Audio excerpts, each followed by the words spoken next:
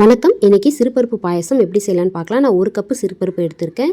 இதை வந்து கொஞ்சம் நேரம் நல்லா வறுத்து விடுங்க. கொஞ்சம் நேரம் ஆனதும் நல்லா வாசம் வரும். அப்போ எடுத்துருங்க. இப்போ அதே பாத்திரத்தில் கொஞ்சமாக நெய் ஊற்றி முந்திரி திராட்சையை வறுத்து எடுத்துக்குங்க.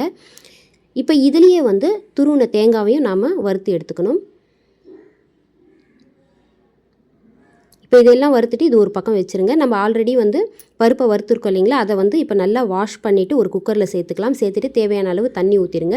இப்போ குக்கர் மூடி போட்டுட்டு 2 விசில் விட்டுருங்க. 2 விசில் வந்த பிறகு குக்கர் ஓப்பன் பண்ணி பார்த்தீங்கன்னா பருப்பு வந்து உங்களுக்கு நல்லா வெந்திருக்கும். கரண்டியை வச்சு லைட்டாக கலந்து விடுங்க. இப்போ தேவையான அளவு வெல்லம் சேர்த்துக்கலாம். இது க்ளீன் பண்ண வெல்லம் தாங்க. இப்போ இந்த வெல்லம் நல்லா கரைஞ்ச பிறகு இதில் தேவையான அளவு பால் சேர்த்துக்கலாம். சேர்த்துட்டு இது நல்லா கொதிக்கட்டும். கொதிக்கிற டைமில் வந்து நம்ம ஏலக்காய் போட்டுக்கலாம்.